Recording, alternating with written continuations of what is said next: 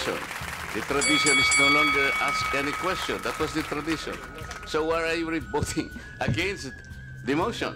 The majority of the will is always respected. It's The will of the inconsistent majority with is the always tradition that respected. we have already agreed to observe. So, we will Yes, Madam proceed Chair. to the next. You mentioned earlier that we will keep up the tradition. You said no. Earlier, For no, orderly we voted proceedings, I against. remind the members to please wait to be recognized before. About the opportunity, no? So, gusto lang natin, Madam Chair, itama, no, yung maling pagtingin ng Vice Presidente na opportunity ang pagharap niya dito sa Kongreso at mamamayan upang ipaliwanag kung paano ginastos at paano gagastusin yung kanyang mga budgets, no? Opportunity na pwede niyang i-forgo. So, tingin ko, Madam Chair, mali siya doon. Okay, so Madam Chair, all in all, can Kawa say na hindi strictly in compliance sa Government Auditing Code ang ganitong pag-handle ng OVP doon sa kanyang pagbabago campaign program? Madam Chair, yes. That's why may recommendations kami dito to strengthen the agency's internal control on the implementation of the pagbabago campaign program. Madam Chair. So Madam Chair, aside dun sa pagbabago campaign, tapos ang Magnegosyo Taday program, aside din dun sa nabanggit ng mga colleagues natin, Madam Chair, pinapakita nito na based on actual experience ay inefficient sa pag-provide ng services ang Office of the Vice President. Pero then again, no, kung usapin ng confidential funds, ang bilis-bilis na gamitin. Tapos, Madam Chair, kung doon naman sa kung looking forward, no, kung yun yung gustong pag-usapan lang dati ng Vice President, pero it seems na hindi din naman seryoso ang opisina dun sa pag-ensure na ma-provide yung mga services na ito kasi nga hindi din naman talaga sumasagot kung present, tapos ngayon nga hindi humaharap. So nasa taong bayan po natin actually to judge kung katiwa-tiwala pa ba talaga na asahan sa ganitong mga serbisyo ang Office of the Vice President. Sa mga nakabenepisyo naman po actually napatunayan po kayo ay iilang porsyento lang pala talaga, no, ng mga dapat sana ay makatanggap, and you even deserve better doon sa mga nakuha na po ninyo mula sa Office of the Vice President.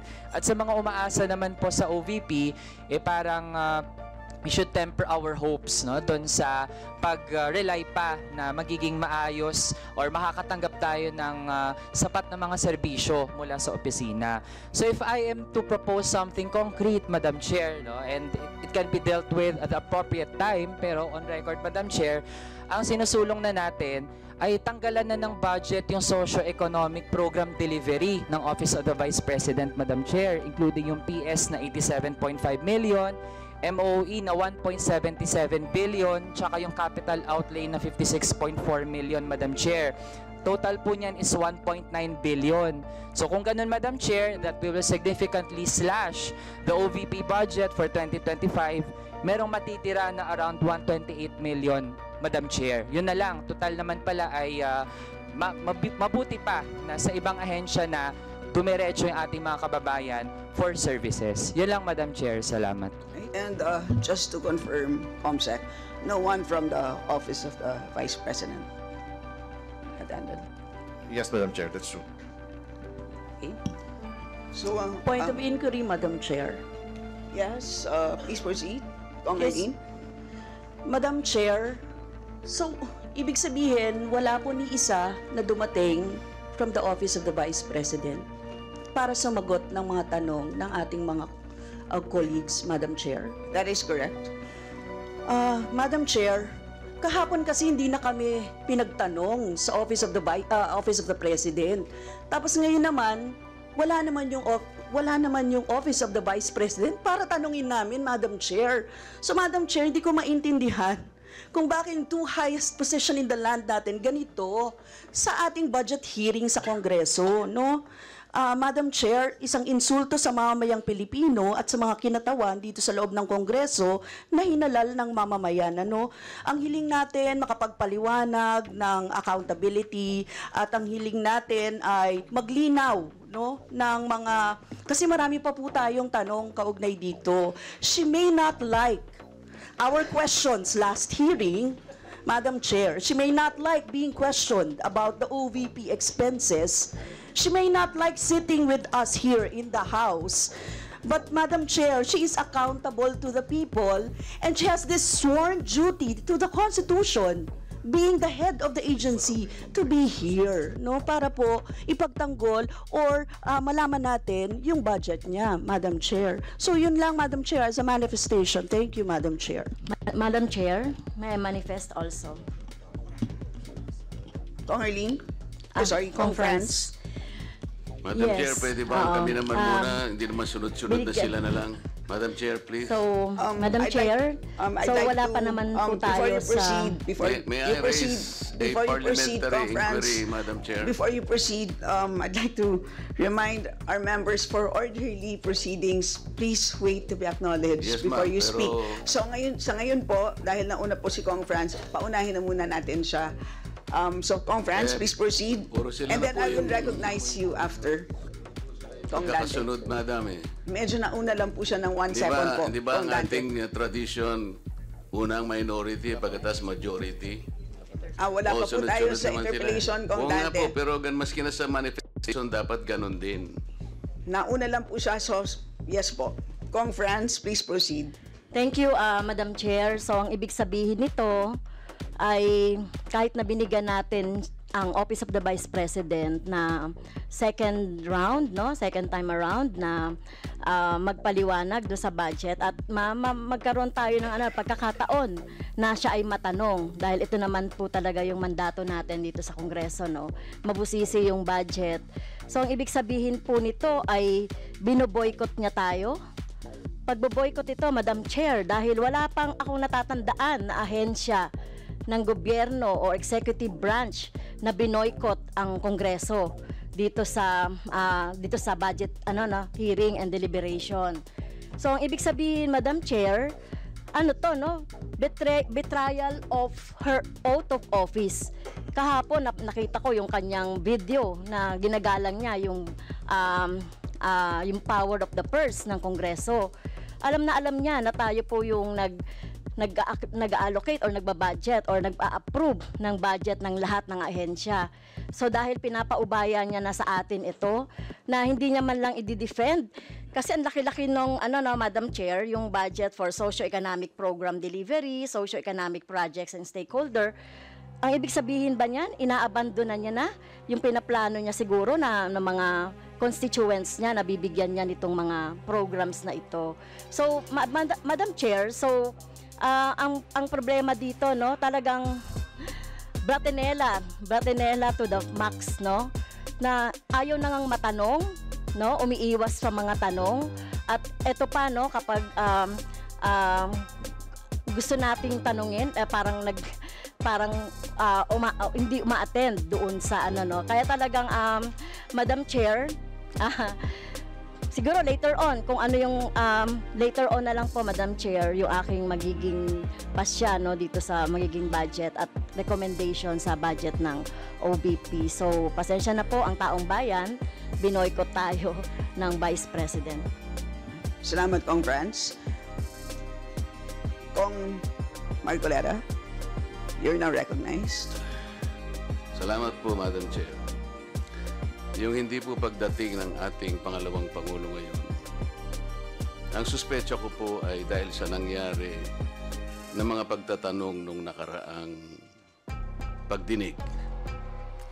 I have heard the volume and the barrage of questions asked by members of this committee to the Vice President. Despite the fact, Madam Chair, I heard her several times saying, I forgo the opportunity of defending the OVP budget for 2025 by question and answer, and I leave it to the House of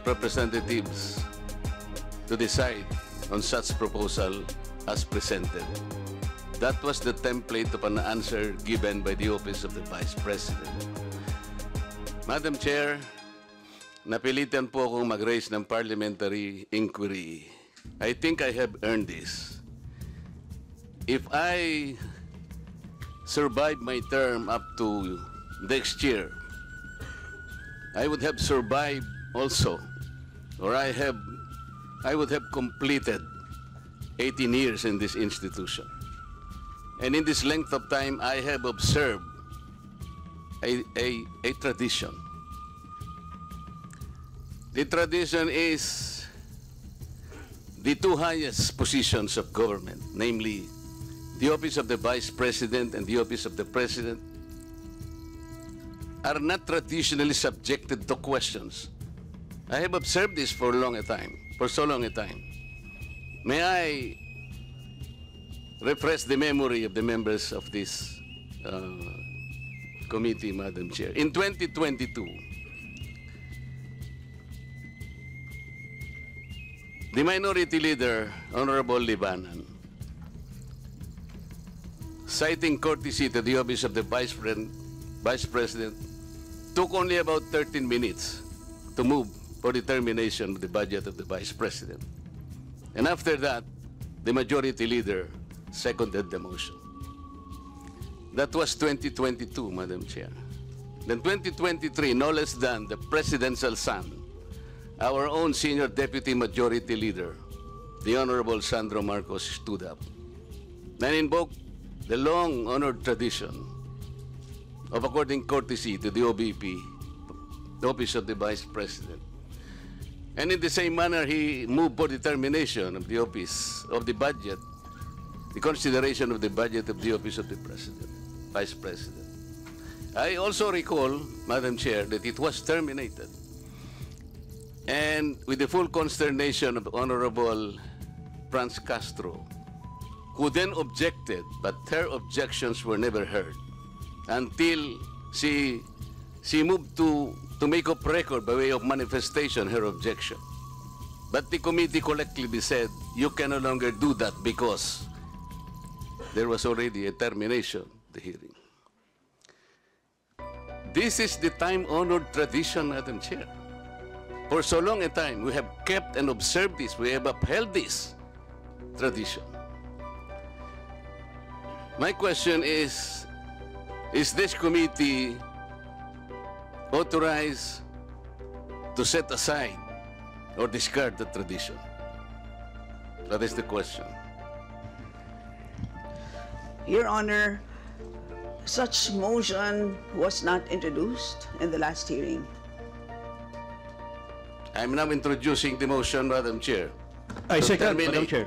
To terminate the consideration of the budget of the Vice President, Madam Chair, on the basis of the long and time-honored tradition, Madam Chair.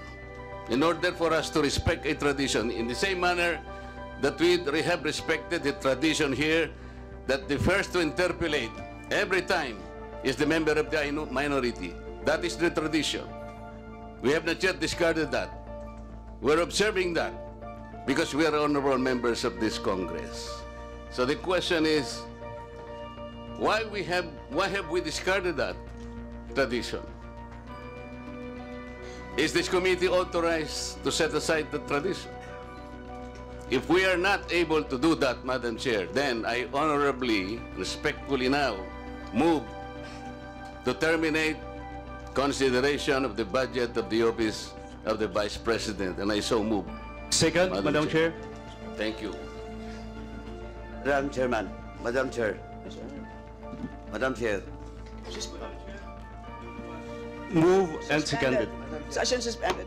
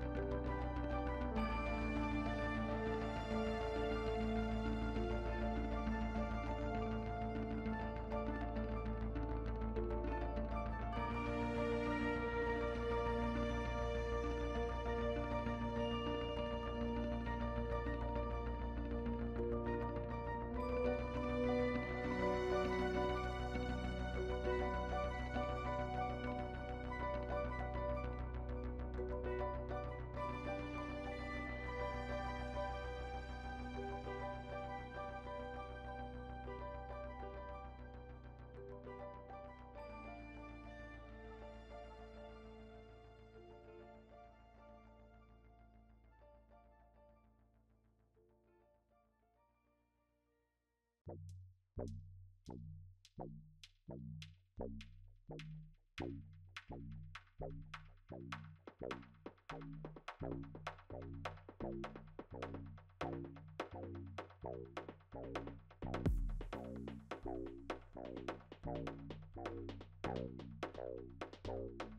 hearing is hereby resumed. Madam Chair, I objected to the motion, and may I explain why? We will take that up after we respond to the Honorable Marcoleta. Thank you, Madam But yes, Chair. we note that you made an objection, but your mic was off. So, the Honorable Marcoleta, please repeat your inquiry.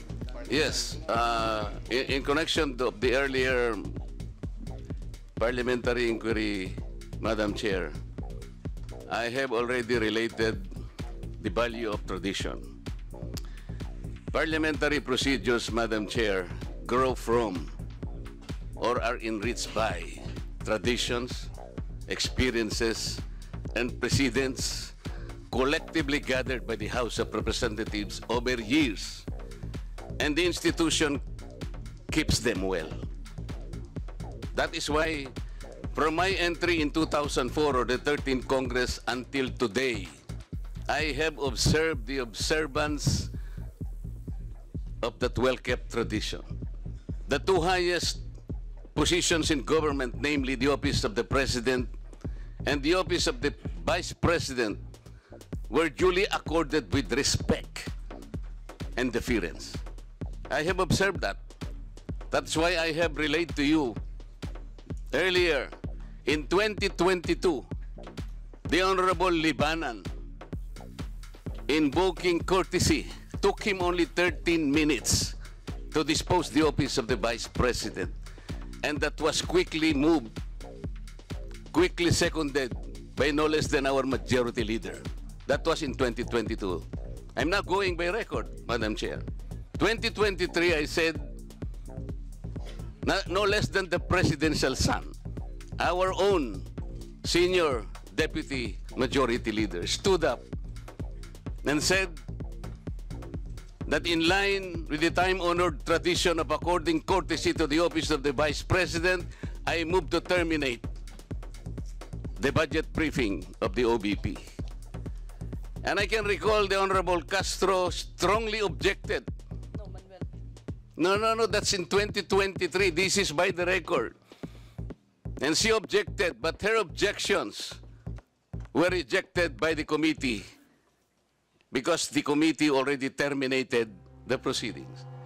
And she kept on requesting, Madam Chair, that she makes at least her manifestation. And she was unable to do that because the proceedings were terminated. So that, what I am saying, from 2004, when I entered these halls, these hallowed halls, hanggang punto sa sinasabi kong 2023, we have kept the tradition. Ngayon po, kung ano-ano ng mga tanong ang ginawa, in 2023, 22 minutes. 2022, 13 minutes. Ito po, pinagawayan na po yung budget earlier at ngayon we're about to quarrel again on the budget. Ang tanong ko nga po ngayon, dahil nga po sa nangyayari ngayon sa budget ng Office of the Vice President, and despite her manifestation that she will no longer defend her budget because she forgo, sabi niya, I will forgo my opportunity to defend the budget of the OBP for 2025 by way of question and answer, and I will leave to the House of Representatives to decide such proposal as presented. We cannot even accept such kind of answer, Madam Chair. What do we need her to articulate for? So ang pinag-uusapan po natin, wala na po ba yung respeto sa tradisyon na yun? Kagaya po ng binabanggit ko, every time mag-interpellate po dito, Madam Chair, because of that tradition, it's always the member of the minority who will start the interpellation because we have kept that tradition. Ang dami po. Ang dami ko pang sasabihin sa inyo, haba lang tayo. So the question is, when we did that to the Vice President earlier, now we're doing it now. Are we now setting aside this tradition? That's number one question. Number two, is this committee authorized to set aside the tradition? Your Honor, short answer is no to both questions. Okay. If that is the answer, Madam Chair, and we are all bound to respect one tradition so sacred in our hearts, because we are called honorables in this house. We cannot be honorables if we cannot honor our own tradition. We are defined by what we believe as a tradition in this house.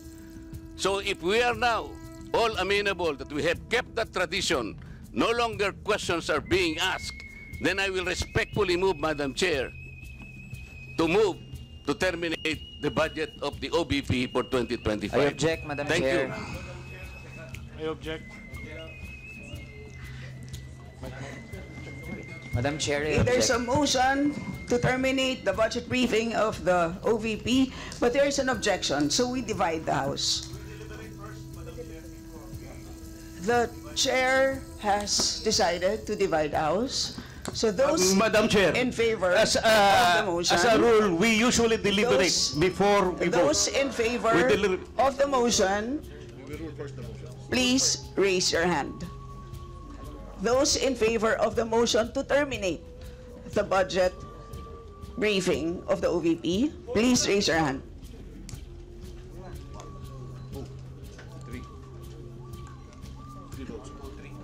All those against. Those who are not in favor of terminating, raise your hand. For non-tradition.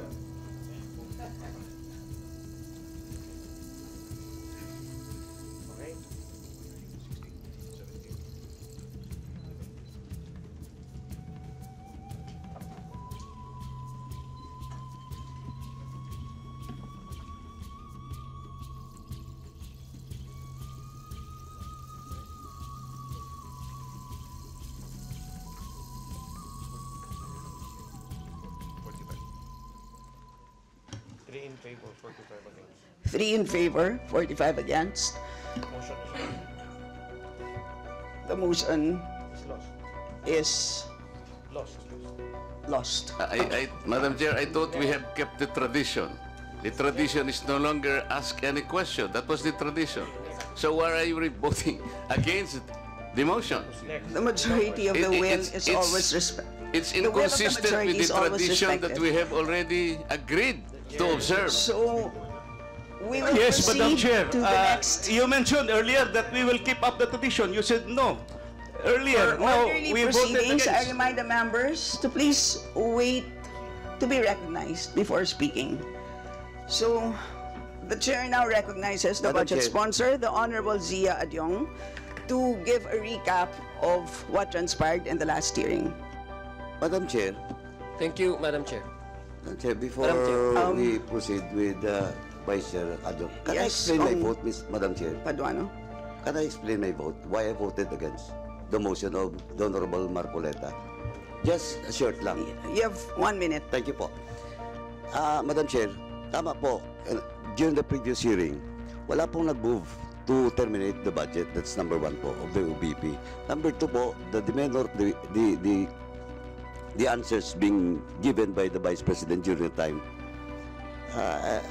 Personally, it does not satisfy this representation. Thirdly, Madam Chair, the courtesy being given to the Office of the Vice President is afforded if she is present in today's hearing. How can you give that courtesy when Faki is absent in today's hearing, Madam Chair? I might change my vote for that, but Was the point- the President of the are Philippines you present? recognized? Please. Congressman, Please I am wait about to to be be recognized, recognized. Madam Chair. Please wait to be recognized. Please proceed, Kong Paduano. You You're have not yet 30 seconds. recognized, Marcoleta. Madam Chair, maybe I will change my vote if the for the motion Marcoleta if the Vice President is present in today's hearing. But he's absent. How can I personally vote for that? Because he's not present in today's hearing, Madam Chair, and that courtesy should be given to those head of office that should be present during the budget deliberation, Madam Chairman. Thank you. So, Kong Zia, you're now recognized. The floor is yours. Thank you, Madam Chair. Majority Leader, Representative Manix Dalipe, Committee Chair Saldico, members, honorable members of this committee, Bismillahirrahmanirrahim. Assalamualaikum warahmatullahi ta'ala wa barakatuh.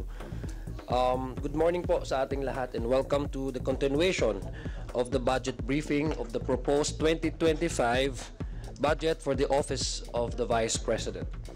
Madam Chair, in the previous hearing for fiscal year 2025, the Office of the Vice President proposed a budget of 2,037,305. As of the most recent report, the OVP has an obligation rate of 39.9% for 2024. During the last budget briefing, several topics were propounded that the committee sought to be clarified upon. First, members of the committee asked the Office of the Vice President regarding the notice of disallowance issued by COA for the confidential funds released in 2022 indicated that 73 million pesos or 58.6% of total was not utilized in compliance with Joint Memorandum Circular 2015-01 of COA, DBM, DILG, GCG, and DND. The Commission on Audit has ordered the disallowed amount to be returned. Second, several members of the committee examined the grounds for the disallowance. The COA report stated that this was due to non-compliance with guidelines and the non-submission of supporting evidence or documents. Third, it was noted by members of the committee that the 125 million pesos confidential fund for the fiscal year 2022 was utilized from December 1 to December 31 of the same year in 2022. A common comment by members, Madam Chair, was that this short period of time within which a huge amount of fund is spent raised further clarificatory questions on the validity of the spending. Fourth, members of the committee raised that there were supposed duplications between the Office of the Vice President's medical and burial assistance programs and those provided by the DOH and the SWD. Clarifications were sought on how these overlaps would be addressed to ensure the proper use of resources. Fifth, there were inquiries about the accessibility of various OVP programs, such as the Educational Assistance Program, the Kalusugan Food Truck, and the Magnegosyo Taday initiative for MSMEs. The committee sought further information on how these programs align with the OVP's mandate. And lastly, Madam Chair, the committee requested an explanation of how the OVP's programs reflect its constitutional mandate and whether the proposed 2025 budget will support continued progress in these areas. That would be all, Madam Chair, and I would yield back the floor to the Senior Vice Chair, Representative Stella Kimbo. Maraming salamat po at magandang umaga po sa ating lahat. So we shall begin interpellation.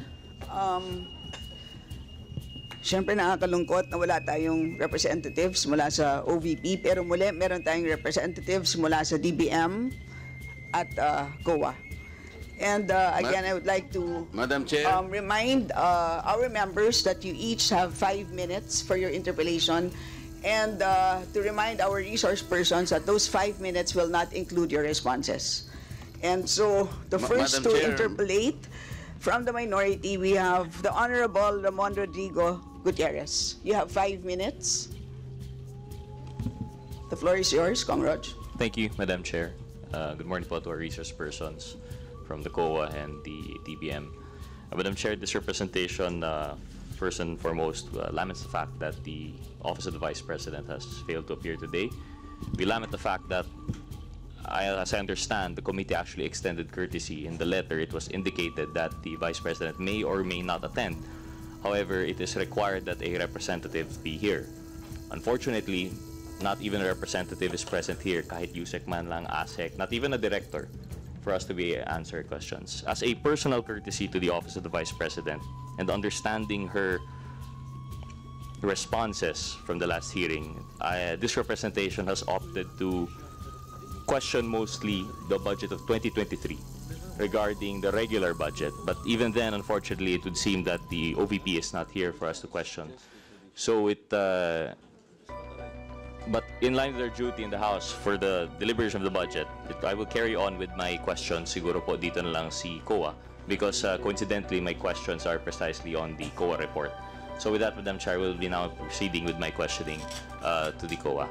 Point of order, Madam Chair. What is your point of order? And please explain the rule that is violated. The rule violated, Madam Chair, is our tradition. You just upheld that the tradition will be respected. And so, if questions will still be asked, then the tradition that we have kept so well, that you have said that we're not about to discard right now, will be disrespected again. I thought we understood each other. Kong Marcoleta, we had already voted earlier on that issue. That's on another tradition, matter, so Madam Chair. Your point is not well taken. Please proceed, Kong Rog. Thank you, Madam Chair. So, Madam Chair, I'd like to direct my question to the COA. Madam Chair, I understand part of the budget of the OVP was utilized for the construction of satellite offices. Would that be confirmed by the COA? The Office of the Vice President has several satellite offices. 3 established in 2022 and 7 were established in 2023. So it's wait.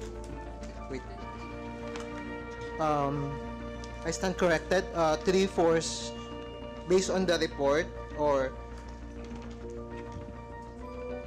7 was established in 2022 and 3 was established in 2023. So around 10 satellite offices were established by the Office of the Vice President. Madam Chair, my next question was supposedly about whether there were additional satellite offices or extension offices established in 2024. But I believe the COA will not be able to answer this, so I will forgo this question. I also have a question as to whether there will be additional SOs and EOs in 2025 as to their proposed budget. But I understand also the COA will not be in a position to answer this, so I will forgo this. Madam Chair, based on the OVP, annual audit report for 2023, there is an item there regarding the rent and lease expenses. Would you be able to clarify with us what were your findings on rent and lease expenses?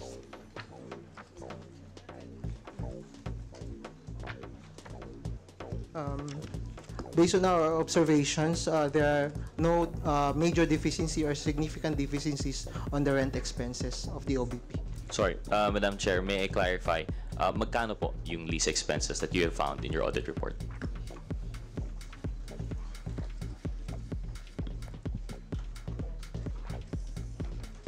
Based on the notes to financial statement prepared by the agency, the amount of rent expenses for the year 2023 is around 53,463,434.11. And Madam Chair, for fiscal year 2022, how much po yung lease nila? For the 2022, it is 29,867,228.20. So, or roughly from around 30 million to 53 million po yung increase, no? Yung rent natin. Okay, thank you.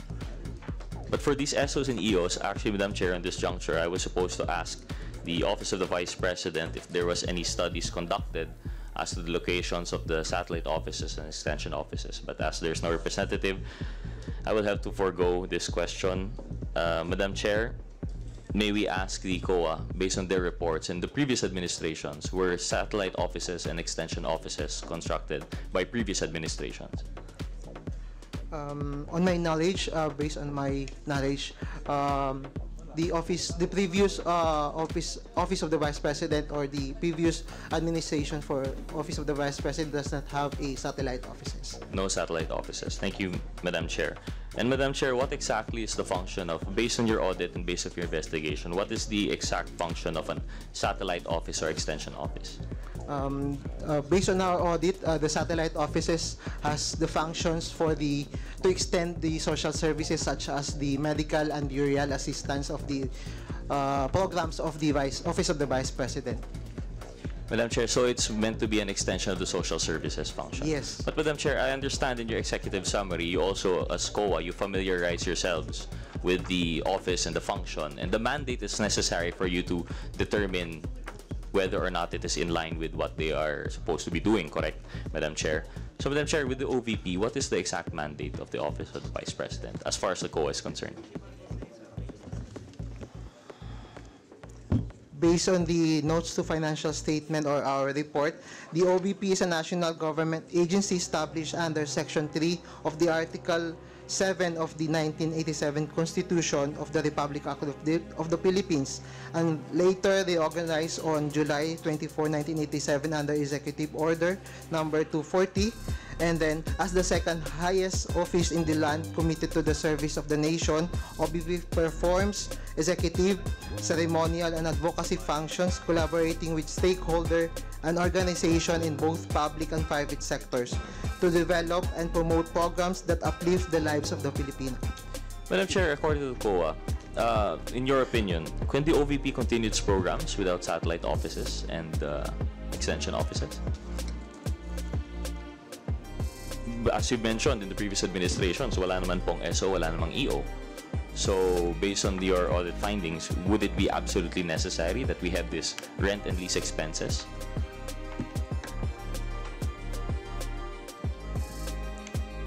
I think if the question is kung necessary po ba yung mga pag-open ng extensions offices, I think the question must be addressed to the Office of the Vice President, not the auditors. But then on our point of view, based on our audit, that to extend the services, it is considered or it may be okay for the Office of the Vice President to open an extension office or satellite offices to extend their services. Thank you, Madam Chair. Actually, I would agree, and I was actually considering foregoing that question, but I just wanted to get the COA's opinion since they have institutional and historical knowledge of yung previous administrations and the fact that they were able to carry out their functions without satellite offices and extension offices. But with that, Madam Chair, understanding also that tama naman po yung sinabi ng COA that perhaps the SO and the EOs are there to assist in the administration of other functions of the OVP. I understand that there's a finding in your observations and recommendations, number 8, regarding the cash advances. Can you please clarify ano po ito? Madam Chair, under the number 8 of the observation, this is the under and over budget allocation for each satellite offices. Based on our review on the average monthly disbursement of each satellite office based on the actual expenses for CY 2023, it disclosed that the cash advances granted to the disbursement officers in the OVP's satellite office were not within the 2-month budget requirements as required by the Section 20, Chapter 6, Volume 1 of the GAM 4 and GAS. So there is an under and over 2-month budget requirements. Madam Chair, my understanding po of this cash advance is to allow for the orderly administration of those functions of the SOs and EOs po, no? And rightly, there are guidelines with the COA that 2 months po yung ideal na meron parang for their operating usage. Madam Chair, can the COA correct us? Based on their understanding of the nationwide needs of budgeting and auditing, are all regions equal po ba? Are all the requirements equal throughout the country? Or varying naman po siya based on demographic, based on demand? With other functions, for example, in your auditing of the DSWD, sa history po ninyo, when auditing their social services functions, equal po ba palagi ang budget ng kanilang regional offices? Madam Chair, on my knowledge, actually, dapat po mayroong assessment on the scope or the number of beneficiaries involved, kasi kung assistance po ito, kailangan nating i-consider yung number of beneficiaries, so hindi po dapat equally. Correct. So we should be actually considering ano po yung pangangailangan ng ating mga kababayan, ilan po yung ating mga kababayan doon, yung population center, yung how far they are from the office. Yun po ay mga aspects that we consider when setting up regional offices. That would be a fair assumption to make. Correct po, no, Mr. Chair? Madam Chair? Madam Chair, yes po. Yes. Madam Chair, do you find it odd that for all of these ex-satellite offices, they share an equal 2.2 million cash advance? Except, of course, for the BARM, which suspiciously only has 200,000 cash advance granted. For this observation, the Office of the Vice President established or equally granted cash advance for 2,200,000 for each satellite office except for the BARM. So kaya po meron kaming observation na over budget utilization, kasi for us, I think hindi dapat siya uniform. It must be consider po yung lawak ng scope or yung mga beneficiaries involved po natin para po ma-consider yung tamang amount na i-establish po natin. So as you can see in the report, there's a under over budget requirements. So meron pong mga satellite offices na sobra-sobra yung budget. At the same time, meron naman pong mga satellite offices na kulang yung budget. And Madam Chair, parliamentary inquiry, Madam Chair. Madam Chair, Yeah. parliamentary inquiry. The Honorable Abante. It is also a cherished tradition in Congress that whenever we deliberate the budget of a certain agency, that the head of the agency must be present. At this point in time, there are no staff here. The head of agency present on the office of the Vice President. And we only have a DBM here. A DBM even answered that only, the COA even answered that only the OVP could be able to answer that.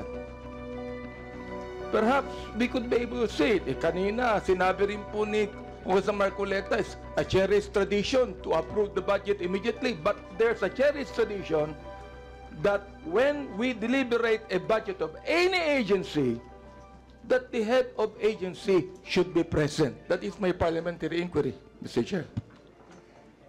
So, as we had explained earlier, we received a letter dated 10 September.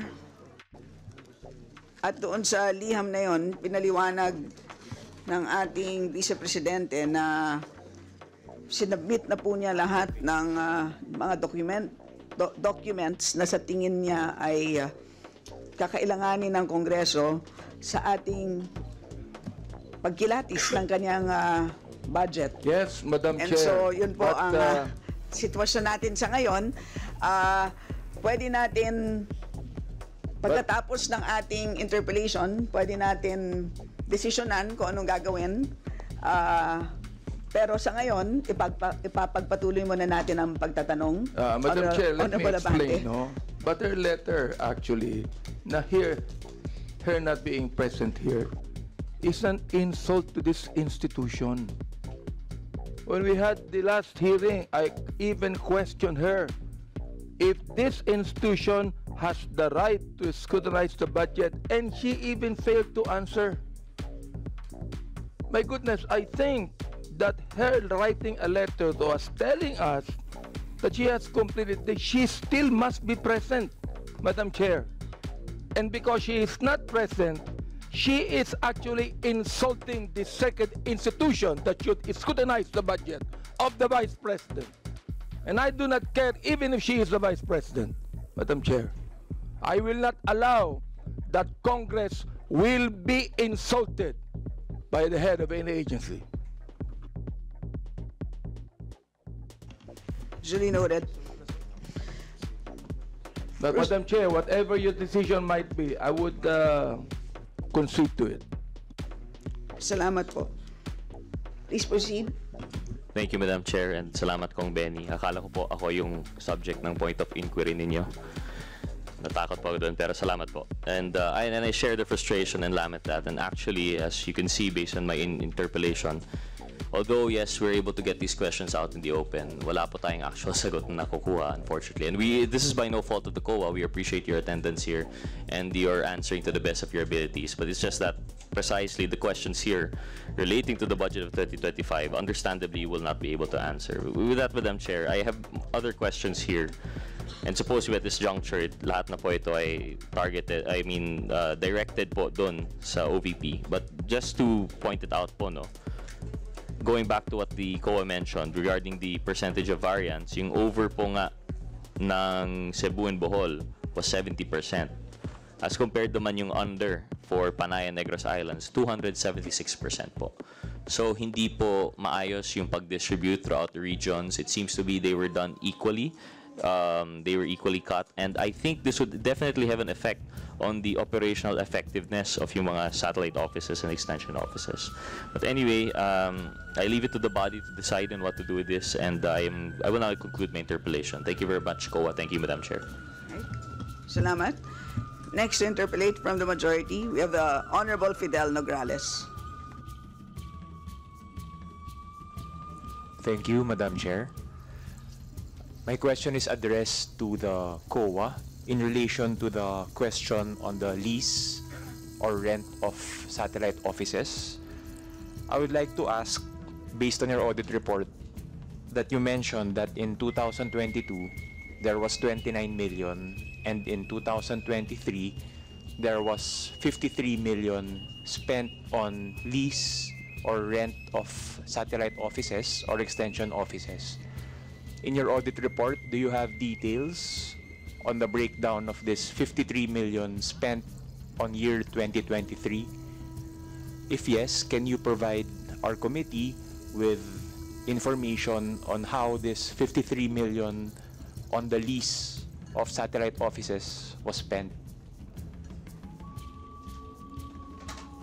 Madam Chair, based on the report, the rent expenses or lease expenses in CY 2023 represents the payment for the lease of office at the Robinson Cybergrid Plaza, Disaster Operations Center, and various satellite office locations. It also includes the lease of storage space for various files and equipment and lease of multi-copier machines. So, for your question, Madam Chair, on the exact amount or the breakdown of the 53 million, we can provide it on the later date because we have no on records on file as of this moment.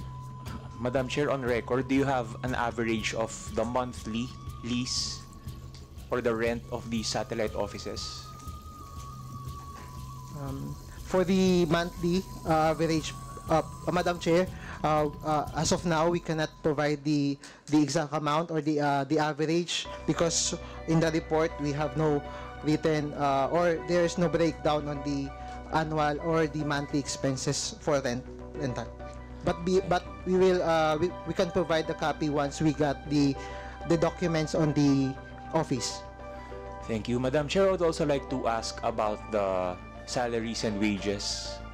If you have information in your audit report regarding the disbursed amount for contractual and casual employees of the satellite offices.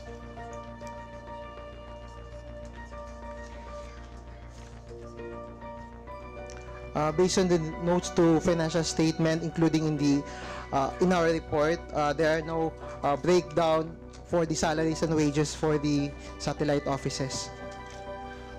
Madam Chair, for my last question, I would like to ask about the financial assistance or subsidies given to political organizations or non-NGOs.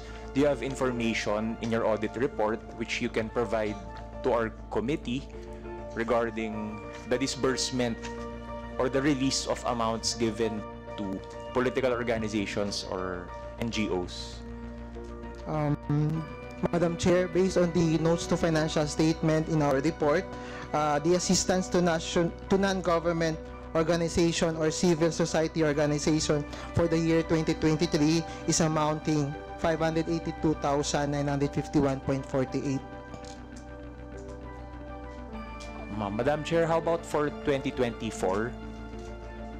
Do you have information in your audit report on the subsidy or financial assistance to NGOs? Madam Chair, for the 2024, we have no details because the annual audit report is pertaining to the annual for CY 2023. But we can provide the details once we have once we back in the office. Thank you very much, Madam Chair. Okay. Salamat. Next is the Honorable Arlene Brosas. Madam Chair, But Madam before you Chair. begin, point of order, Madam Chair. what is your point of order? And what is the rule being violated? I do realize the kindness of our colleagues here. And I really appreciate that kindness, Madam Chair. But we are facing a blank wall. My goodness, without the presence of any of the officers and officials of the Office of the Vice President, we are facing a blank wall here, Madam Chair. And that's my point of order, because I really appreciate the kindness of my colleagues here in this briefing. Masyado tayong naging mabait, Madam Chair, and I would think that it is time for us to realize that we should not allow any head of agency to further insult the authority of Congress to scrutinize the budget, Madam Chair. That is my point of order. Madam Chair, very quickly, Madam Chair, yeah, if I may. Kong Abante, I believe that was a manifestation, not a point of order. So yes, we note your manifestation and we proceed to the Honorable Garin. Yeah, thank you, Madam Chair. With due courtesy to my mentor and of course, a legislator who have been here for long. We admire and we respect the context of the Honorable Abante. However, Madam Chair, I believe this issue has been deliberated for several hours already since we started. With that, Madam Chair, even with the absence of the Vice President, but with the presence of other officials here, and with members who would like to ask questions, can we please proceed with that with due courtesy to the Honorable Abante, Madam Chair?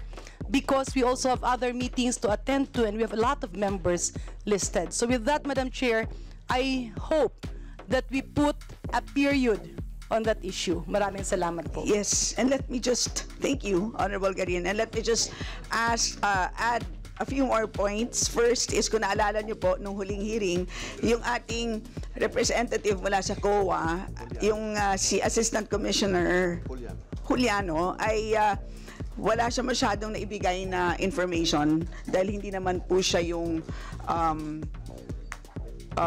individual na nakakaalam nung mga tinatanong ng mga members. That's one. Pangalawa po, ang audit report for 2023 ay hindi pa po posted ng COA. So hindi pa alam ng ating mga members, pati ng ating mga kababayan. And that's the reason for why marami pong nakalista sa ngayon. There are 14 members who wish to ask questions. So kung sana po mamarapati natin, ay papayagan natin ang ating mga miyembro na magtanong. Kasi meron silang mga genuine na curiosity talaga dito sa budget ng OVP. So yun lang po. Kaya payagan na muna natin and later on let's decide kung anong gusto natin gawin dito sa budget ng OVP. Madam Chair. Yes po. Yeah, I would accede to that, Madam Chair, but let me just explain further. No? I was asked, what if the Vice President would not come to the briefing? No? Sabi ko, that's fine. As long as other officials of the OVP that could be able to answer us concerning the budget would come, Madam Chair. Yes. But there's no one here. Thank Secondly, you. Madam Chair, We have already... I would like to remind our people that are listening right now, this is not just one congressman, this is a collegial body. And being a collegial body, as given the mandate by the Constitution, to brief and ask questions concerning the budget. The fact that the head of the agency is not here today is further giving an insult to the body here, and that is, I think, would be unconstitutional, Madam Chair. Yun lang po ang gusto kong sabihin. And I would accede that we should continue on. Thank you. Salamat po. And again, continuing with the proceedings does not mean that this is an acceptable situation. Ang sinasabi lang po natin is, let us take advantage of the presence of our very hardworking members of GOA and DBM. Pagkakataon na po na malaman ang hindi natin nalalaman tungkol sa budget ng OVP. So with that, please proceed. Sorry, I have not yet recognized the next to interpolate. From the minority, we have the Honorable Arlene Brosas. Thank you, Madam Chair. Maraming salamat, Madam Chair. Madam Chair, I would also like to mention na I believe during the time of Vice President Leni Robredo, we were able to ask her some questions. So, Madam Chair, hindi po cast in stone yung usapin ng tradition. So, Madam Chair, meron tayong mga ganun ding precedents, Madam Chair. Thank you, Madam Chair. Now, on to my questions, Madam Chair. Kaugnay po sa programa ng OVP, of course, ayun, again, wala dito. So, pwedeng itanong ko na lang sa COA ito. Yung OVP kasi meron siyang program na kalusugan food truck. Mobile kitchen para sa pagbibigay ng pagkain sa mga disaster responders. Based on the COA report, there were food items nearing expiry. Food items that were not found in the storage area, and food items which were kept in an unventilated shipping container during the physical inventory taking on last December 18 to 20, 2023. Ang tanong po natin sa COA, magkano yung worth ng lahat ng ito? Tapos, baka pwede pong ipaliwanag ng audit team ninyo, ano yung nangyari? Ba't nagkaganito? Madam Chair, based on the COA report, there are various deficiencies observed during the physical count, inventory taking in the Davao Satellite Office on December 18 to 20, 2023, such as yung food items nearing expiry were remain undistributed, food items were not found in the storage area, food items were kept in an unventilated shipping container and in the food truck, thus indicating lapses in the OBP's inventory management. So, for the details of the cost of the stock, based on the report, the total amount is 148,422.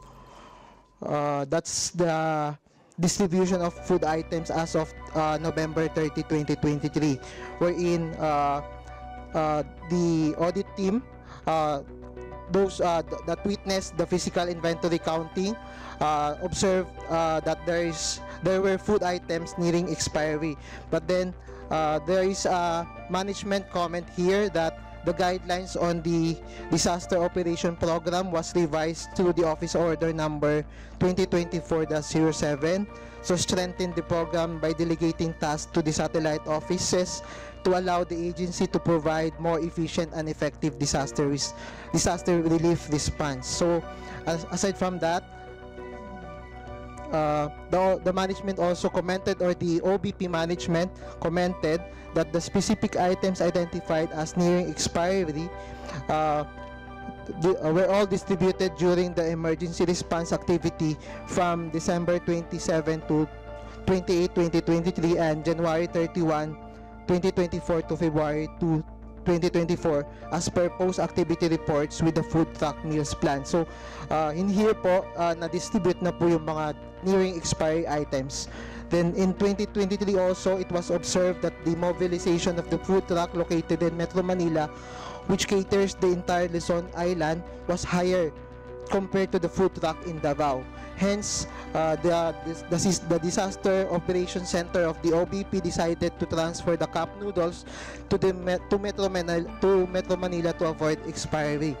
Then the transfer was done without additional cost to the OBP since it is coincided with the scheduled travel of the DOC personnel. So for the status, these all cups noodles were distributed during the emergency response activity in December 2023 in relation to the Tondo fire incident as per activity reports. And lastly, all food items inside the Kalusugan food truck were transferred to the storage facility. And on November 14, sub-food items were brought on board to the food truck for distribution. However, the Davao Satellite Office had to prepare to receive the 25,000 gift pack for the OBP anniversary Thanksgiving activity. Thus, they decided not to unload the food truck and transfer the other food items to the container van to provide space for the said gift packs. After the said activity, the food items stored in the food truck and container vans were brought back to the storage area on January 3, 2024. That's all, Madam Chair.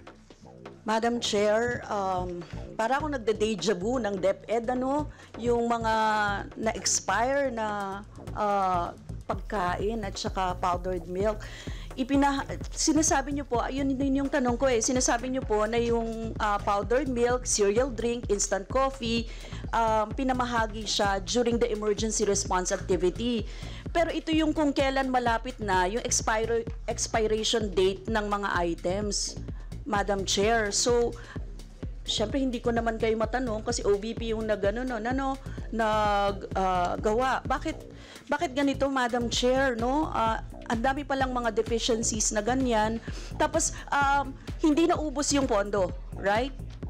May natitira pa ito? Madam Chair, what specific fund? Yung fund po para dito sa Kalusugan Food Truck.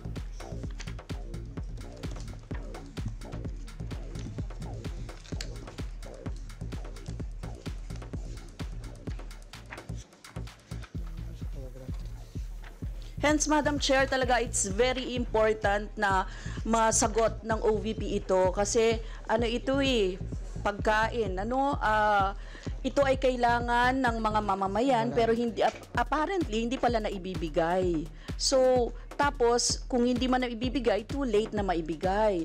Tapos paulit-ulit ito. We've seen this doon sa DepEd and we are now seeing it sa OVP, Madam Chair.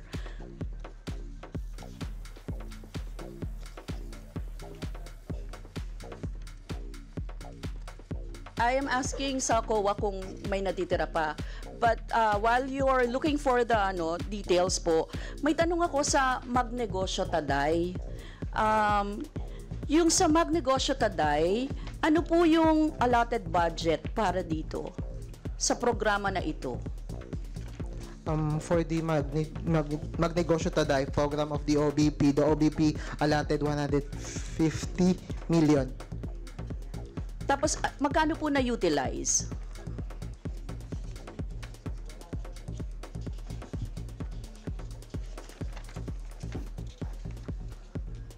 Based on the COA report, out of the 150 million, only 600,000 or 0.40% were utilized as of December 31, 2023, Madam Chair. So, sayang yung pondo, Madam Chair. Sayang yung pondo para dito. And Madam Chair, parang pwede naman ito inilagay na lang sa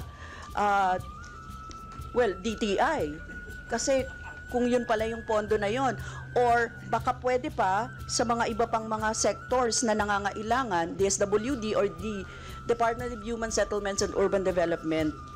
Yun lang, Madam Chair, may mga malalaking pondo dito, sayang, tapos hindi nagagamit ng maayos, Madam Chair. And can you give me po yung to follow na lang, gusto ko po kahit yung i-explain ninyo kung yung mga food items, expiry, tapos magkano yung nagastos doon, magkano yung kasi observations po yan tapos kung ano pa yung natitirang pondo para doon. Yun lang, Madam Chair, maraming salamat. Thank you.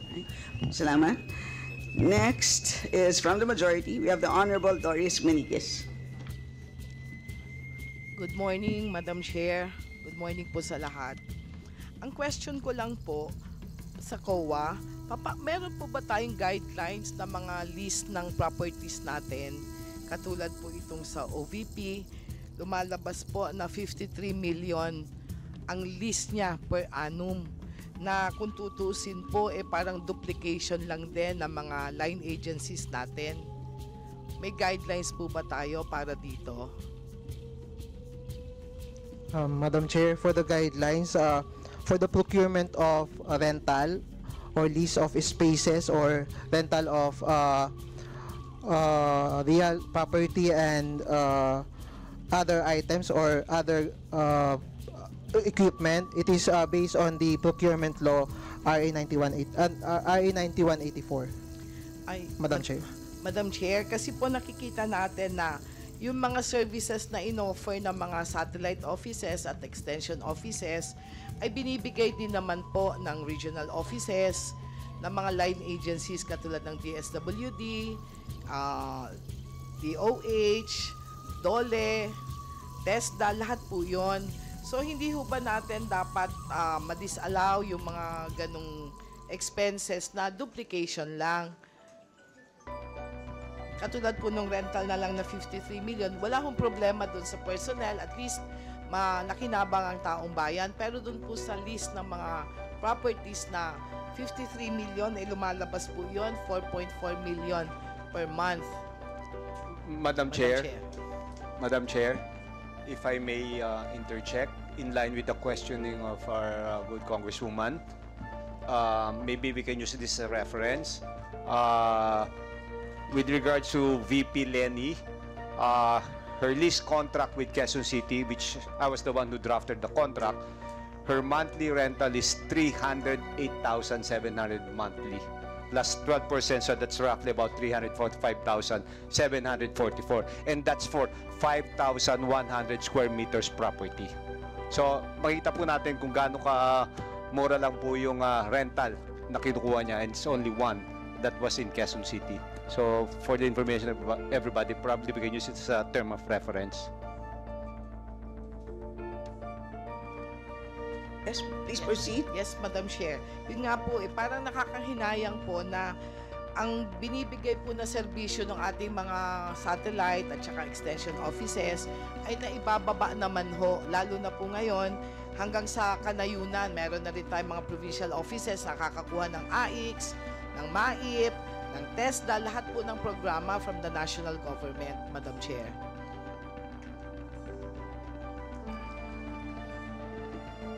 Tapos ang pangalawa ko pa pong question, regarding po doon sa mga satellite offices, meron pong 10 plus 2 extension office. Madam Chair, samantalang we have 18 regions. So paano po pinili? Parang meron tayong pinapaboran pagdating po dito sa programa ng extension offices at satellite offices na kung saan, sabi nga po, ay mas madaling makakakuha ng mga tulong sa Office of the Vice President, Madam Chair. COA?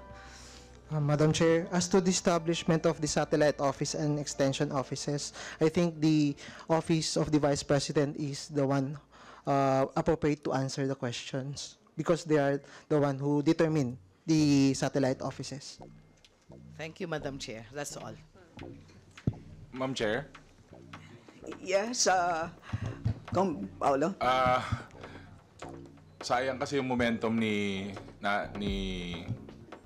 Kong Bing. Kong Bing, ni Nanay Bing. Kasi may mga copies tayo nung mga satellite offices. When the Honorable Kong Franz Pomaren gave that number out, parang hindi ba parang overpriced yung mga rentals, Madam Chair? I don't know who's going to answer that. Do you want to show it para makita natin dito sa screen? Paano ba, ma'am? Baka pwede natin ibigay sa COMSEC and then ililista kita with the indulgence of Kong Franz. Pwede po ba, Kong Franz? I'll give you the contract. Kasi ang susunod dapat is si Kong Franz. With your kind indulgence, pwede ba natin paunahin na muna si Kong Paulo? Saka...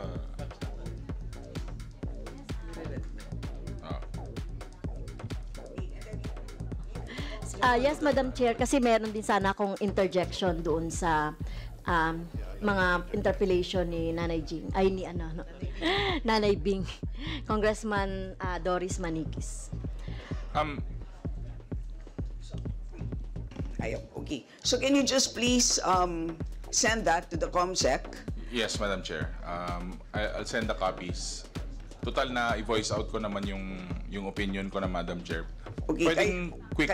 Kaya lang, medyo maraming nakapila sa majority. So, hindi talaga natin kakayanin na may singit ka. So, if pwede, are you staying until the end? Okay, so sige. So, itutuloy na lang natin. Okay, so next to interpellate is the Honorable Kong Franz Castro. Yes, Madam Chair, before I interpellate, gusto ko lang mag-manifest doon sa pinag-uusapan kanina about the opportunity. So, gusto lang natin, Madam Chair, itama yung maling pagtingin ng Vice Presidente na opportunity ang pagharap niya dito sa Kongreso at mamamayan upang ipaliwanag kung paano ginastos at paano gagastusin yung kanyang mga budgets. Opportunity na pwede niyang i-forgo. So tingin ko, Madam Chair, mali siya doon. Tungkulin niyang sagutin ang mga tanong natin dito at hindi ito negotiable.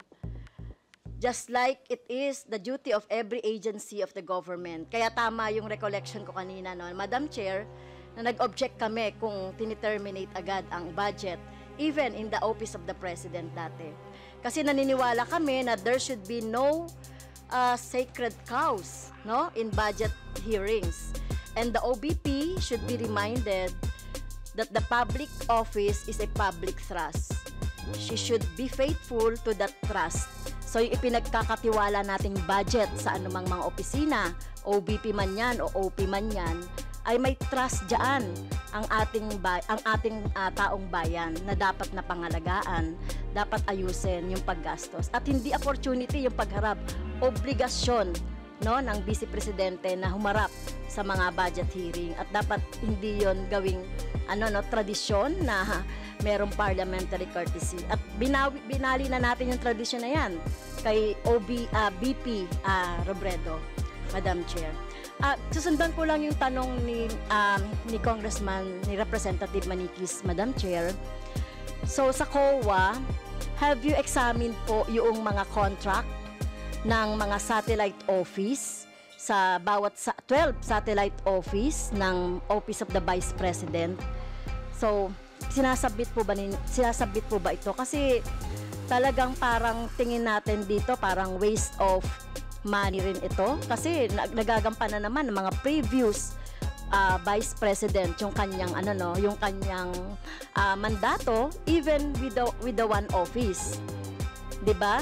At yun muna yung tanong natin sa COA. So, nire-require nyo po ba yung mga contract of lease or contract of rent sa bawat opisina or satellite office, Madam Chair?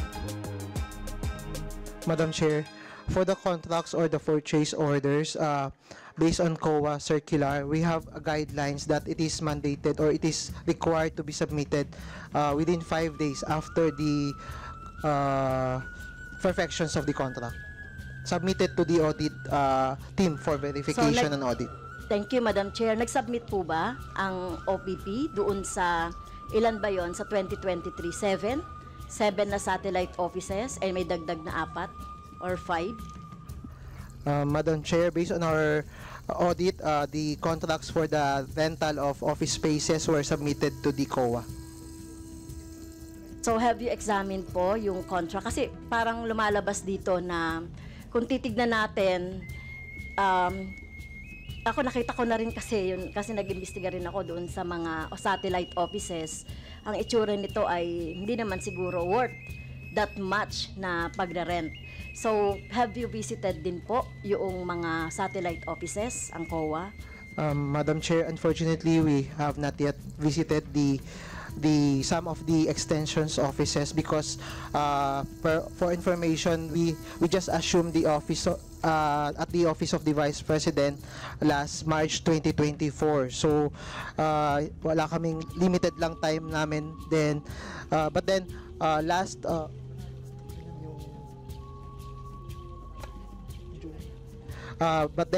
June and July, we have visited the Davao satellite offices and the Cebu satellite office. Well, Madam Chair, siguro advice din natin sa ating COA, no, for further study and para mas konkreto po yung ating pagbusisi, no. Can you visit siguro, no, later on yung mga satellite offices. So Madam Chair, actually, we have plans to visit the satellite offices for validation also of the operation. What is how the OPP satellite offices operates and how they use the funds for the implementation of the programs. Yes, so mahalaga ito, Madam Chair, dahil yun nga sinasabi ko nga, parang first time ito na may BP na merong mga satellite offices. Parang dinaig niya pa yung Office of the President na isa lang yung yung offices. And well, opinion ko lang naman ito, kung makikita natin yung mga offices at ang location nito ay parang campaign offices, no? Kasi nasa lugar na kung saan tiyak natin yung mga yung mga boto. So, well, that's my opinion lang dun sa mga location ng mga offices na hindi naman siguro kailangan kasi katulad na sinabi ni Congressman Manikis kanina, we can do away naman with that kasi yung ating mga line agency related doon sa mga services ay nagagawa naman yan. Okay, so dito na po ako, no? Tutuloy na po ako sa aking next pa na mga question, Madam Chair. Dito kasi sa mga well, nandyan po ba ang DBM, Madam Chair? DBM Director Brillantes? Well, dun po sa sinubmit, Madam Chair, ng Office of the Vice President as regards to the more than 2 billion. Well, makikita natin, Madam Chair, yung yung MOOE, no, na nakalagay dito. So makikita natin yung mga services, yung mga socio-economic project, no, yung mga PS, yung mga MOOE. So sa socio-economic project and stakeholders engagement po. So meron po na kayong ninaprubahan ng mga budget for each projects, Madam Chair. Morning, Madam Chair. Yes, meron po. So, can you enumerate po itong mga projects and services po? Can you give me a minute, Madam Chair? We'll just get the breakdown. Thank you po.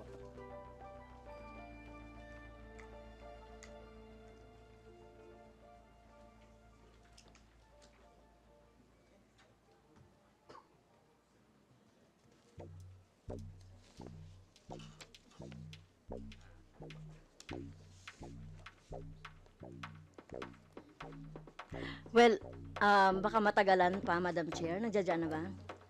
Kasi tutulungan ko na kayong sumagot. To enumerate po.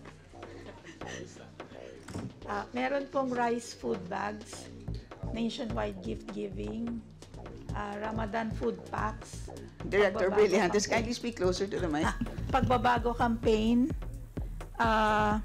wheelchair distribution, medical assistance, burial assistance, educational assistance, and libreng sakay.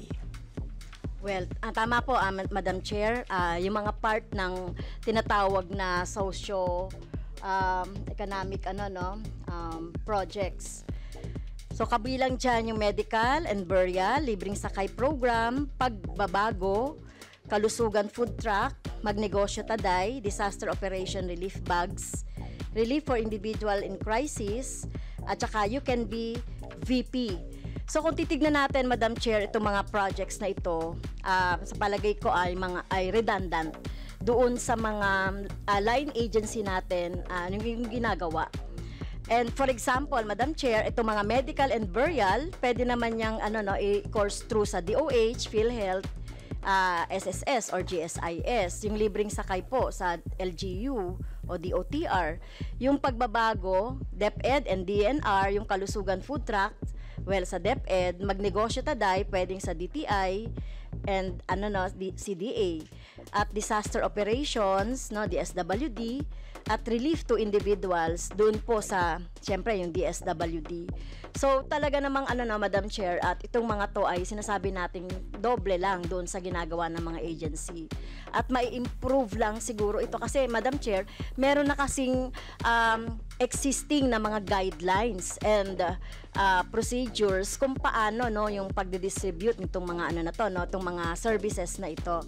Madam Chair, naisip ko lang yan, Madam Chair, kasi merong mga COA report on the distributions nga ng mga welfare goods, etc. Madam Chair, yung deficiency doon sa accomplishment ng mga distribution list at saka yung discrepancy sa number of beneficiaries na nasa COA report.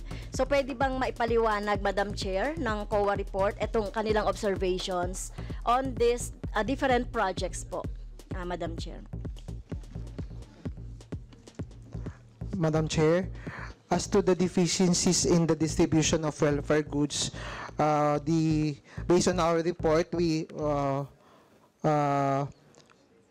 noted that the distribution of welfare goods have various deficiencies.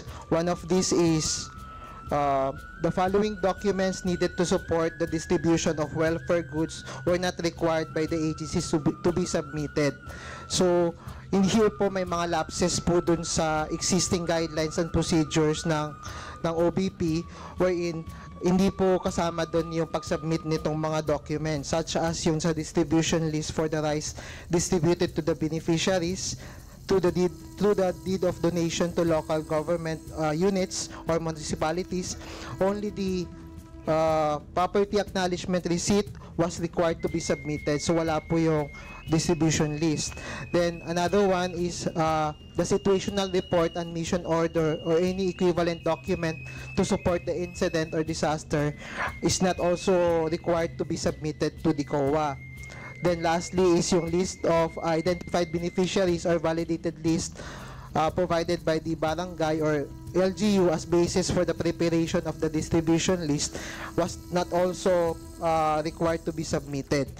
And then also, there's also the late preparation of financial reports by the accounting division caused by the late submission of the requisition and issue slip together with the document. So, in other words, yung pong distributions ng mga welfare goods, nalilate po yung mga documents.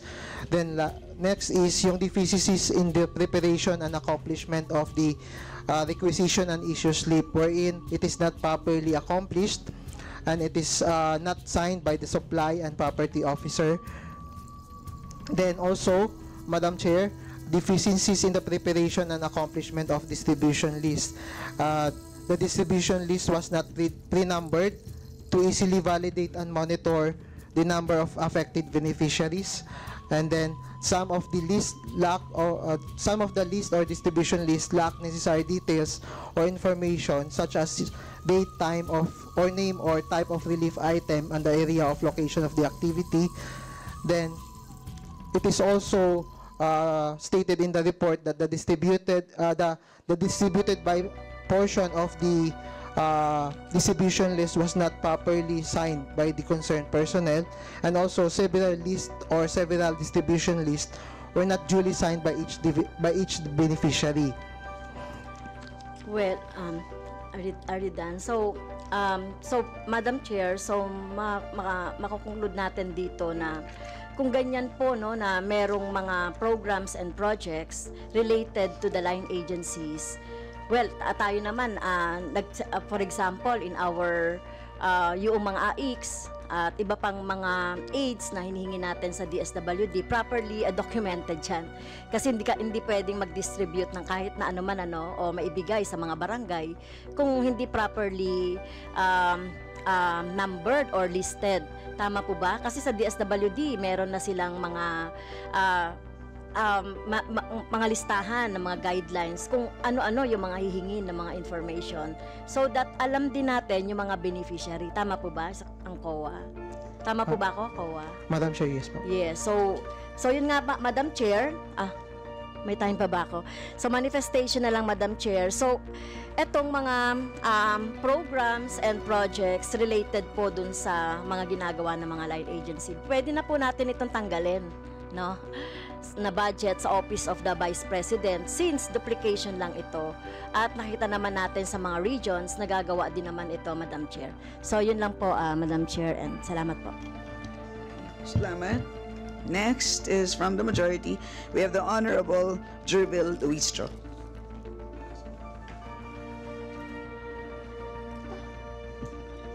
Good morning, Madam Chair. And good morning to all the esteemed colleagues and our resource speakers. First of all, I just wish to make a very short manifestation on the issue earlier. This representation could not relate to the cherished and long-standing tradition because this is the first term of this representation. Nonetheless, I understand that by that tradition, we're supposed to extend parliamentary courtesy, and by which we're not supposed to raise questions on the budget of the OVP. However, Madam Chair, I wish to ask the committee if we will be always submitting to this tradition, what happens to the constitutional provision on public office is a public trust, and that we should always be accountable to the people. While this representation differ to the wisdom of the senior members, I wish to manifest that I, and I hope along with the new breed of legislators, are inclined to honor the tradition, contrary to the manifestation of the Honorable Marcoleta. However, Madam Chair, what happens if the tradition is not sufficient? What happens if the tradition is not effective? What happens if the tradition does not unite and instead it divides? Let us all remember that in all parliamentary proceedings, the majority always rule. And it is on this light that I wish to commend the chair for immediately proceeding to the division of the House. And when the committee voted for no, it has rendered the issue yes, moot and academic. And I concede to the Honorable Garin that even this representation disregard this rule. That is a manifestation, Madam Chair. And proceeding to the interpellation, I wish to invite the attention of the COA to welfare goods. Can we show the slide first, please?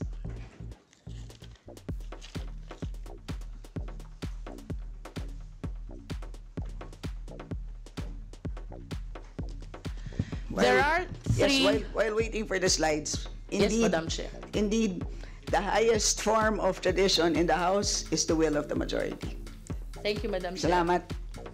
But that was very enlightening, Madam Chair. The exchange of arguments.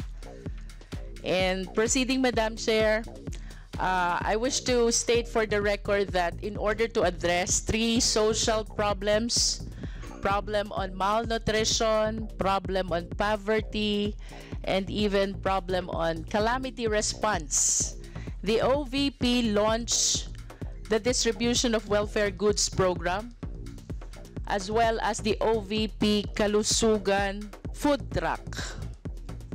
I hope we can show the slide.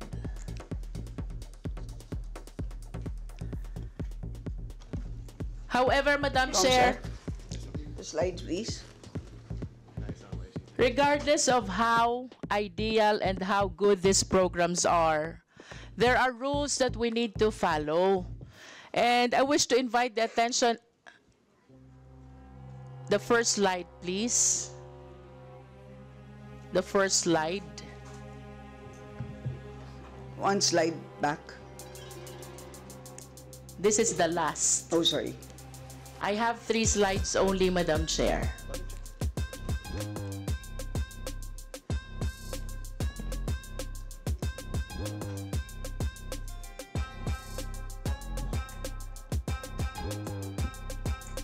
There.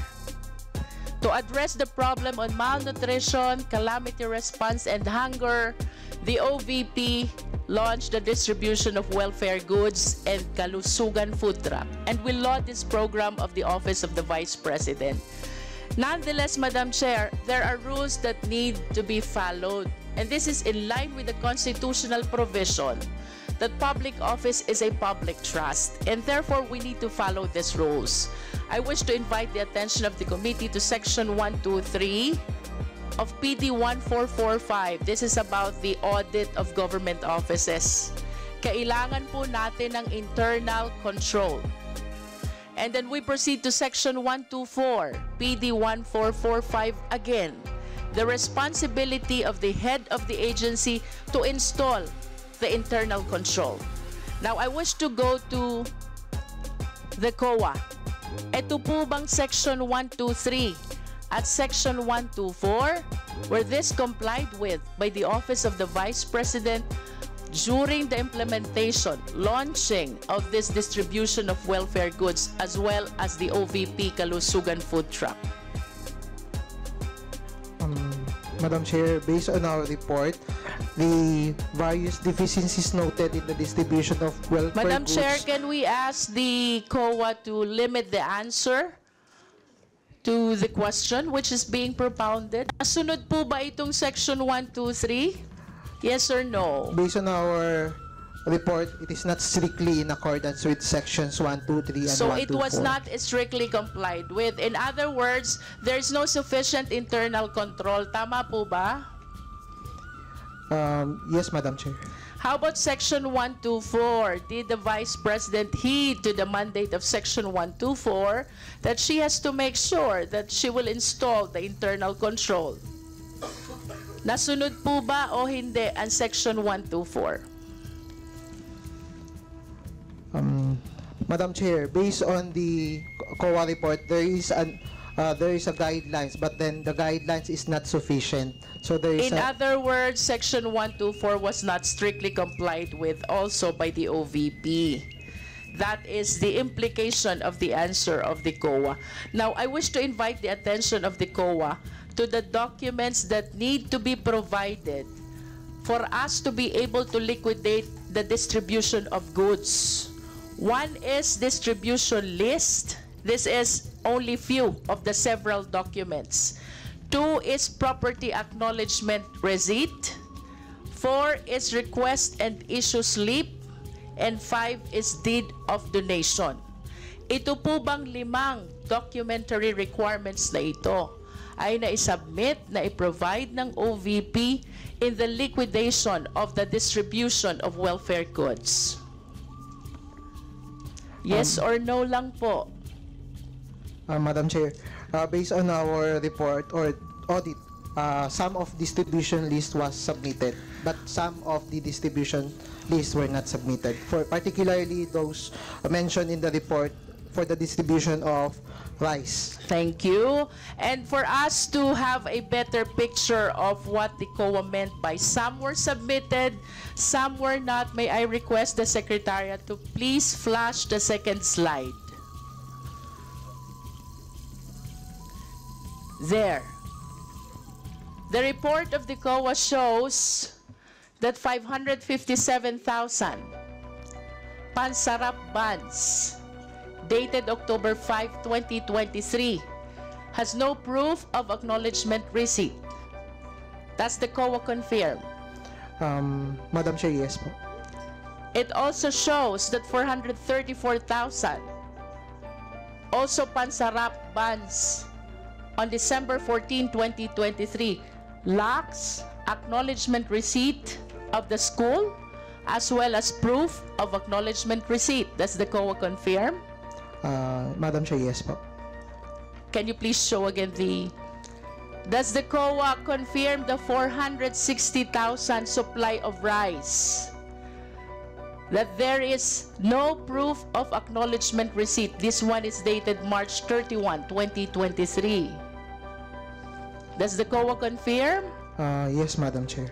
How about the 218,750 lacking in proof of acknowledgement receipt? This is dated March 31 also. This is also about rice. Does the COA confirm? Madam Chair, yes po. And ultimately, this one is really a huge amount. Malaking halaga po ito, Madam Chair. 62,774,000. Distribution of year-end food packs on December 29, 2023. Wala ding proof of acknowledgement receipt. Does the COA confirm? Yes, Madam Chair. In other words, Madam Chair, this is almost 65 million which were not properly liquidated with the COA. Tanungin ko lang po ang COA, Madam Chair, what do you plan to do considering the huge amount which are not properly liquidated by the OVP? Madam Chair, come again. What does the COA plan to do with the almost 65 million unliquidated amount?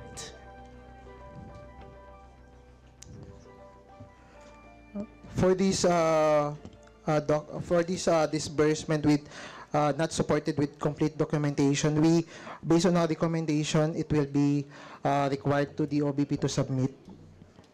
Until when are they allowed to submit the liquidation of this distribution of welfare goods? Then also until what? Come again? Until when are they allowed to submit? Madam Chair, if not submitted within the time given with the OBP, we will address it or issue a notice of suspension. Wala po ba tayong guidelines when it comes to the prescriptive period kung kailan tayo magsasubmit ng documentary requirements to explain the distribution of welfare goods? This is almost 65 million, Madam Chair. And yet, this is not properly liquidated. Nonetheless, Madam Chair, let me proceed to the second concern, the lapses in inventory management. We understand that the OVP likewise launched Kalusugan Food Truck. This is a 6-wheeler truck which serves as a mobile kitchen in response to calamities. However, Madam Chair, upon reading of the report of the COA, there are 3 significant observations. Can we please flash the third slide? 1, the food items are near expiry. 2, foods are not found in the storage. And 3, they are placed in unventilated storage. Madam Chair, I understand that this is not a huge amount. However, I wish to invite the attention of the committee that this is the same observation that we had in the budget of the Department of Education, Madam Chair. So, I wish to ask I wish to raise the concern that ano po ba itong failure to account the distribution of welfare goods? Sana naman hindi. But I'm afraid that this might be another case of ghost delivery. How do we know that this is not really a case of ghost delivery? Let us be reminded by the controversy hunting the pharmaceuticals. And let us be reminded as well by the provision on malversation under Article 217. Finally, Madam Chair, regarding the lapses in inventory management, I think it is more prudent that we leave Kalusugan Food Truck to the management and implementation of the DSWD, which is the agency specialized on catering community service. And with that observation, Madam Chair, I hope that this will be not an incident similar to the one which transpired in 2015, kung saan may nadiskubre po tayong ibinaon na 500 sacks of rice because they were not properly managed. These are observations, Madam Chair, which the attention of the COA and all the concerned agencies I really wish to call. Thank you, Madam Chair. Salamat. Madam Chair? Yes, please. I may clarify. The PAR is the post-activity report was that is the lacking documents. That's not. Yes, that for the record, it is the post-activity report, not the property acknowledgement receipt. And may we know the significance of the post-activity report? The post-activity report serve as the proof that there is an activity happened on the distribution. Well, it is my humble submission, Madam Chair, that it is as significant as proof of acknowledgement of receipt after all. Thank you, Madam Chair. Salamat. We now proceed to the minority. The Honorable Raul Manuel. Thank you, Madam Chair. Good morning sa lahat ng nandito, except of course the OVP kasi hindi po sila sumipot. Madam Chair, balikan ko lang yung sa Magnegosyo Taday kasi isa ito sa mga supposedly innovative na programa ng Office of the Vice President. Pero kanina nabanggit po and as confirmed by COA na sa budget nito for 2023 na dapat ay 150 million pesos. Madam Chair, ang nagamit lang ay 600,000. So Madam Chair, yan ay 0.4%. Madam Chair, walang 1% ng budget for that program pala yung nagamit ng OVP. Kaya po siguro hindi talaga sumasagot sa mga tanong last time no August 27 on the proposed budget. Kasi nagpo-propose din for a similar program para sa susunod na taon. Pero it shows, Madam Chair, 2023 pala, ganito ang nangyari. Madam Chair, can we confirm din sa COA na dun sa 600,000 pesos na nagamit, yun ay napunta lang sa 4 na beneficiaries with each beneficiary group receiving 150,000 pesos? Madam Chair, yes po. Based on our report, number 7 observation. And Madam Chair, napunta iyan sa haluan ng merong mga women's group tas merong LGBT group, Madam Chair, dun sa 4. Madam Chair, supposedly, assuming lang na same rate yung mabibigyan, 150,000 per beneficiary group. Madam Chair, yung buong budget for the program dapat 1,000 yung beneficiaries, Madam Chair. Pero yung nakatanggap lang pala, Madam Chair, 4. So actually, Madam Chair, dapat hindi natin palampasin ang ganitong performance tapos manghihingi pa ulit for 2025. Ganito pala yung nangyari. Madam Chair, doon naman sa pagbabago campaign. Madam Chair, may I interrupt? Yes, may add. Sige, for Madam the Magnegosyo Taday program, for the information, this is the pilot. The pilot year implementation is the year 2023. That's why one of the reason of the low utilization is yun po, nagsisimula pa lang yung program. At the same time, there are also in the report that there's a difficulty to comply with the required documents. So may mga documents po na hindi na co-comply ng mga beneficiary. That is why hindi po sila nag-grant. So that's why the reason is only for yung nagkaroon ng release for that 2023 po. Tapos Madam Chair, strict bang 150K yung pwedeng matanggap ng bawat beneficiary group or pwedeng mag-vary yung amount? Madam Chair, there is a category if ever individual ka or group or association, and then there is a limit on din kung ilan kayo member dun sa organization. So it varies po yung amount. So pwedeng mas maliit pa sa 150K yung matanggap kung maliit yung beneficiary group, Madam Chair? Madam Chair, for the lowest po is 100,000 po if ever yung organization is mayroong 20 members and below. So kung ganun, Madam Chair, ibig sabihin, minimum pa lang yung 1,000 na pwedeng naging beneficiaries. Pwede pa pala mas marami yung nakatanggap, mas madidistribute yung pera across smaller beneficiary groups, Madam Chair. So it goes to show na kahit kakasimula pa lang nitong program, pero Madam Chair, kung hindi man lang umabot sa kalahati yung nagamit na pondo, marami tayong kababayan, Madam Chair, naghahanap ng tulong or pangkapital sa mga small businesses nila, tapos ito pala merong pera sa OVP, hindi talaga katanggap-tanggap, Madam Chair, na 0.4% lang yung napamahagi, Madam Chair. Doon naman sa pagbabago campaign program, can we confirm din sa COA na bahagi ng observations nila ay dun sa Manual of Operations, hindi po kompleto yung guidelines and procedures sa pag-identify ng mga target school beneficiaries. Tama po ba yun, Madam Chair? Madam Chair, based on our report, yes, confirm po.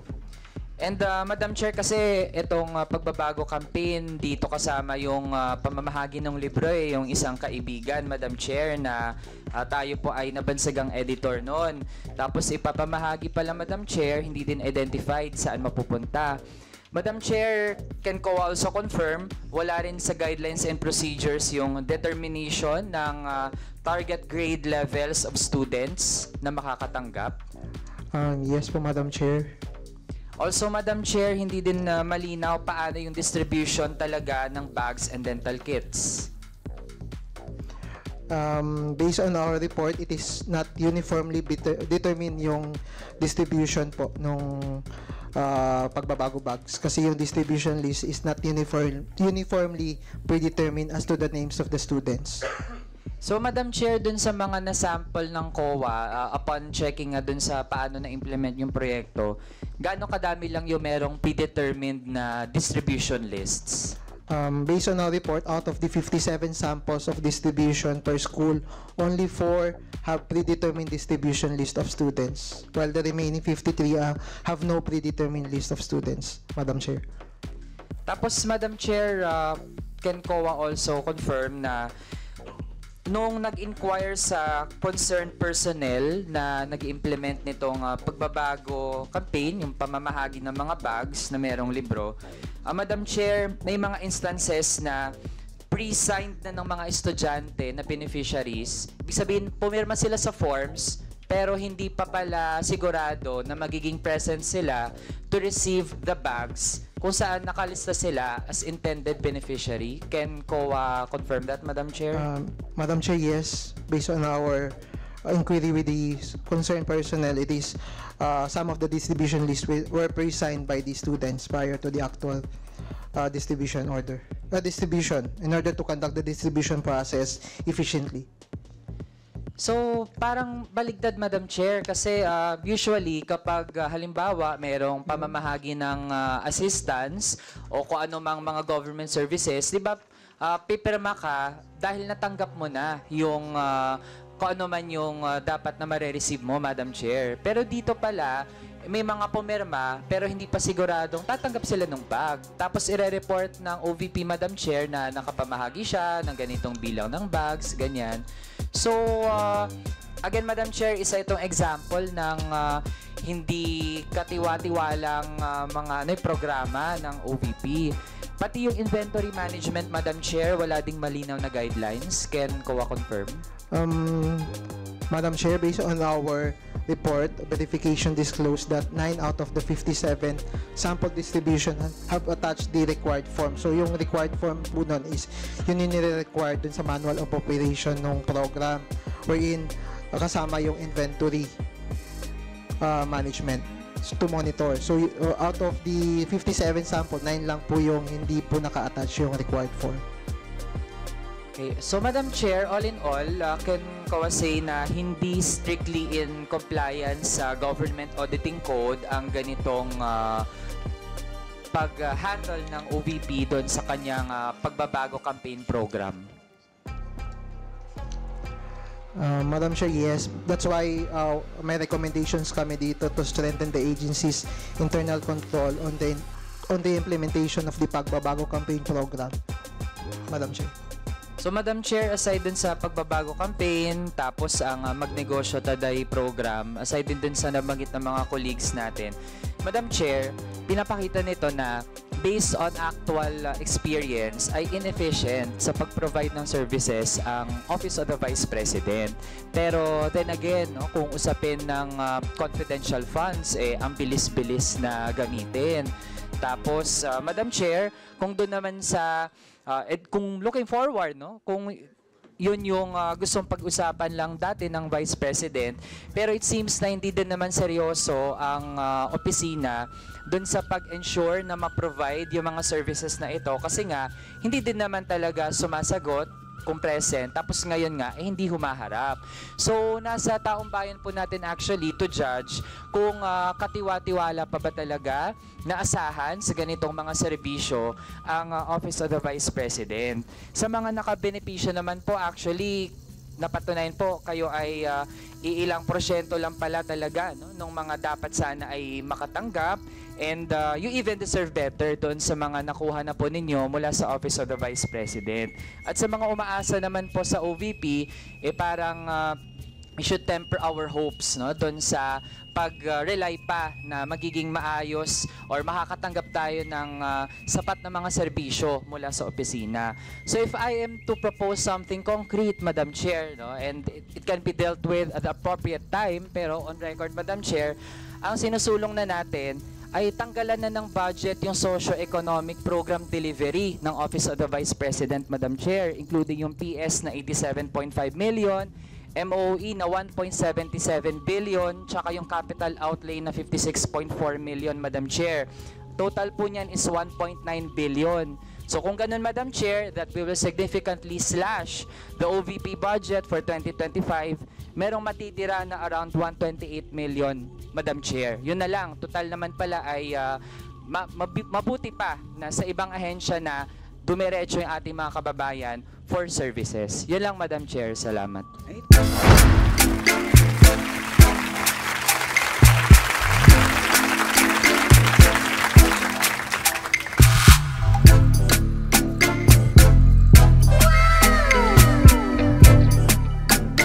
The next performance will start momentarily.